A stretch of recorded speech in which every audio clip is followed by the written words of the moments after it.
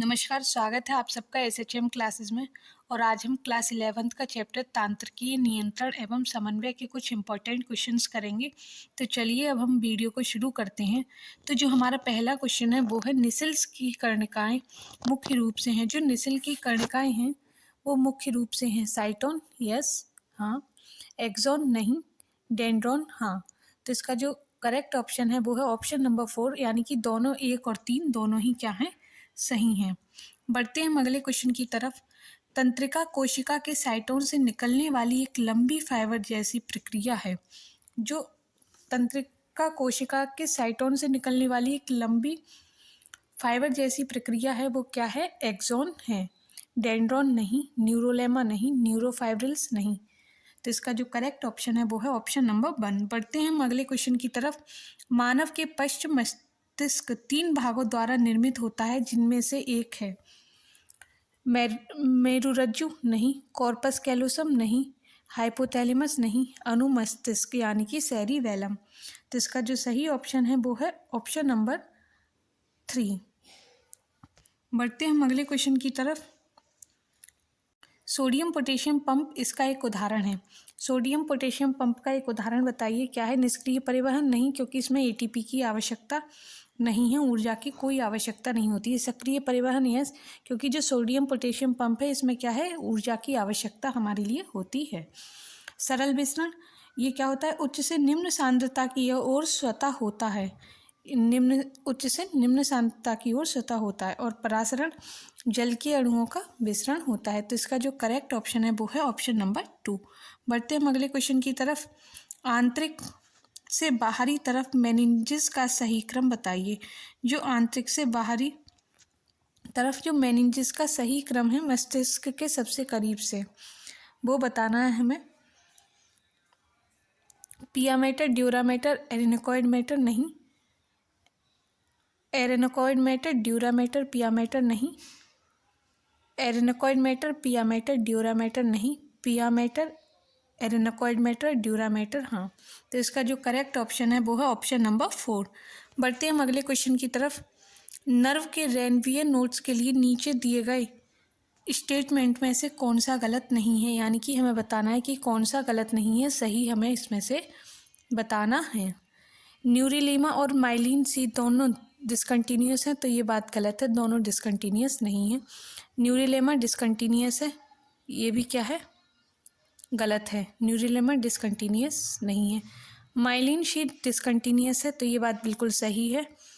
जो myelin sheath होती है वो कैसी होती है, डिसकंटीन्यूअस होती है। माइलिन शीट से कवर्ड है, तो ये बात भी क्या है, जो माइलिन शीट है वो कवर्ड है, नहीं। तो इसका जो सही ऑप्शन है वो है ऑप्शन नंबर 3। इसमें हमें बताना है कि कौन सा गलत नहीं है, तो वो जो गलत नहीं है वो कौन सा है, ऑप्शन नंबर 3 है। बढ़ते हैं हम अगले क्वेश्चन की। नीचे 2 स्टेटमेंट दिए गए हैं, एक को दावा और दूसरे को कारण कहा गया है। दावा है सीएनएस में दिमाग और स्पाइनल कोड शामिल है, तो ये बात बिल्कुल सही है। जो सीएनएस होता है इसमें दिमाग और स्पाइनल कोड दोनों ही शामिल होते हैं, और ये इन्फॉर्मेशन प्रोसेसिंग और कंट्रोल की जगह है। ये बात भी बिल्कुल सही है कि ये क्या है, इन्फॉर्मेशन प्रोसेसिंग और कंट्रोल की जगह है। कारण है इसका पीएनएस में शरीर की कुछ नसें होती हैं, तो यहाँ पर कुछ दे रखा है, वो क्या है, गलत दे दिया है। जो सीएनएस ब्रेन स्पाइनल पीएनएस से जुड़ी हैं, तो जो हमारा कारण है वो गलत है। क्यों गलत है, क्योंकि यहाँ पर कुछ दे रखा है। तो इसका जो सही ऑप्शन है वो है ए सही है, लेकिन आर सही नहीं है। बढ़ते हैं हम अगले क्वेश्चन की तरफ।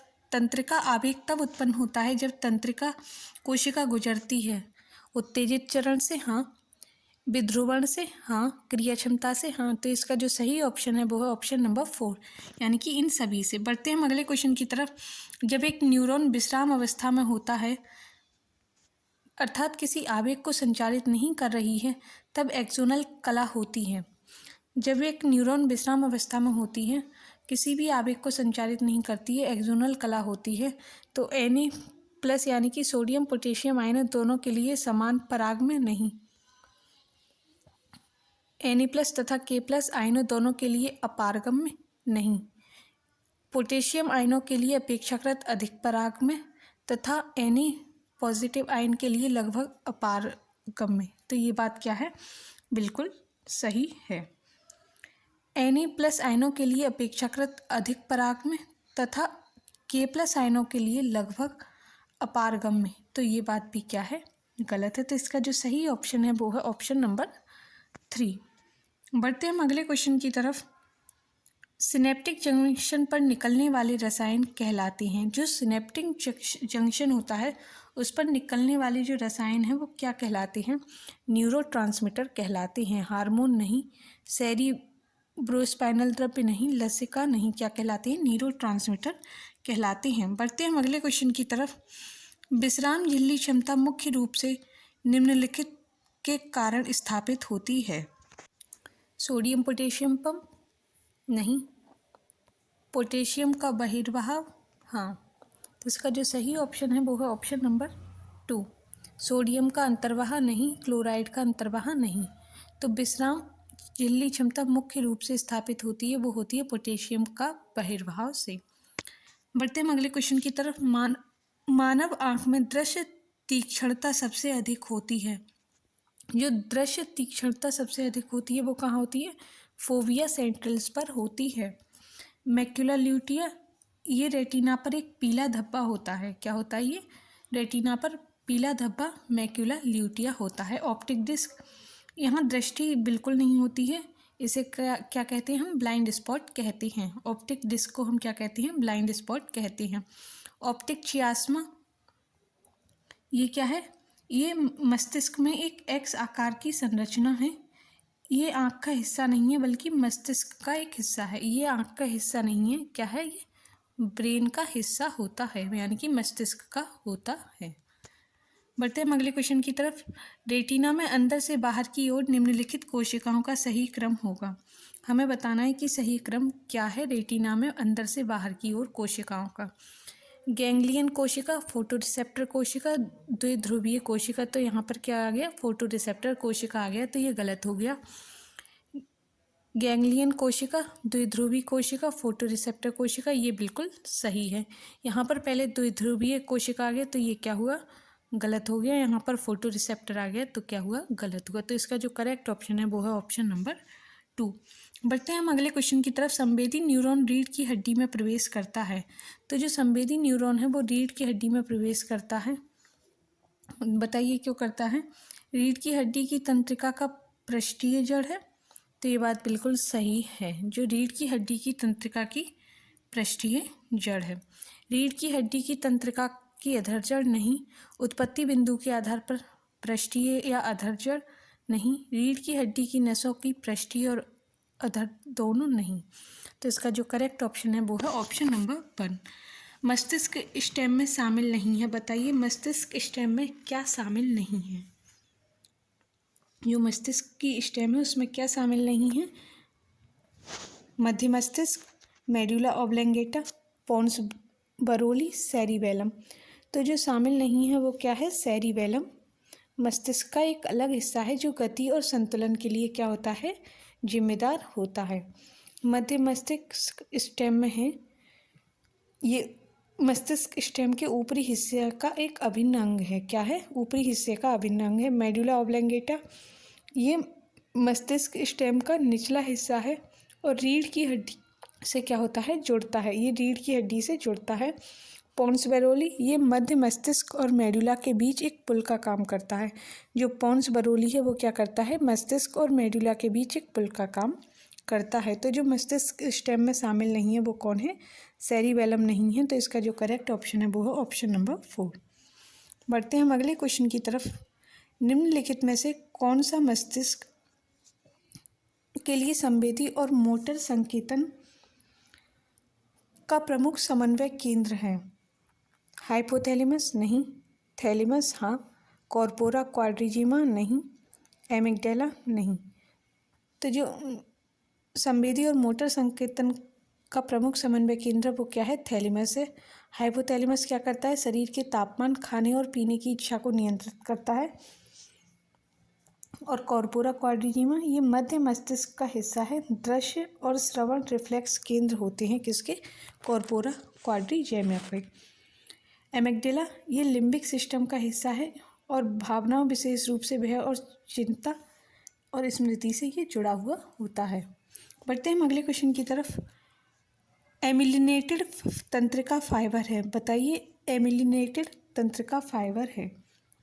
श्वान कोशिका द्वारा परिबद्ध नहीं है और इसलिए माइलिन आवरण द्वारा परिबद्ध नहीं है।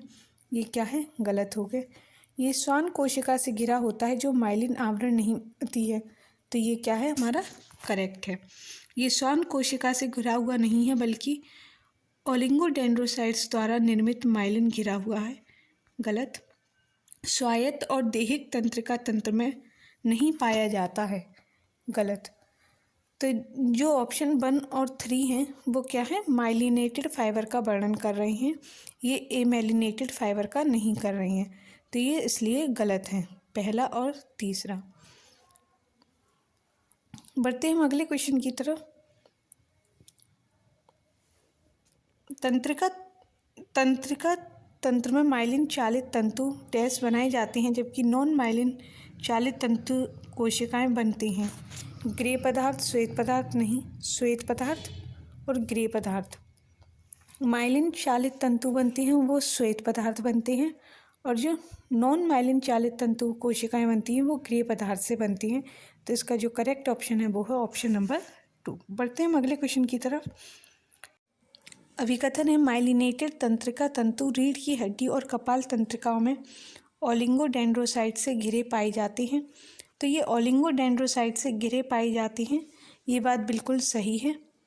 इसका कारण है ओलिगोडेंड्रोसाइट सीएनएस और पीएनएस दोनों में माइलिन बयान बनाता है। तो जो ओलिगोडेंड्रोसाइट्स होता है वो सीएनएस में तो माइलिन बनाता है लेकिन पीएनएस में नहीं बनाता है। पीएनएस में कौन बनाती हैं? पीएनएस में श्वान कोशिकाएं बनाती हैं। कौन बनाती हैं? श्वान कोशिकाएं बनाती हैं। तो इसका जो अभिकथन है वो तो सत्य है लेकिन कारण क्या है? गलत है। तो इसका जो करेक्ट ऑप्शन है वो है ऑप्शन नंबर 3। बढ़ते हैं हम अगले क्वेश्चन की तरफ। एक गहरी दरार सेरिब्रम के अनुदैर्ध्य रूप से 2 हिस्सों में विभाजित करती है जिन्हें कहा जाता है। जो गहरी दरार सेरिब्रम को 2 हिस्सों में विभाजित करती है उसको क्या कहा जाता है? उसको कॉर्पस कैलोसम कहा जाता है। क्या कहा जाता है? कॉर्पस कैलोसम कहा जाता है। तो इसका जो करेक्ट ऑप्शन है वो है ऑप्शन नंबर 1। सेरिब्रल गोलार्ध नहीं, मध्यविदा नहीं, सेरिब्रल कॉर्टेक्स नहीं। तो इसका जो करेक्ट ऑप्शन है वो है ऑप्शन नंबर 1। तो यहाँ हमने कुछ 20 क्वेश्चंस करे हैं। अगर आपको वीडियो पसंद आए तो लाइक, शेयर और सब्सक्राइब ज़रूर करें। Thank you.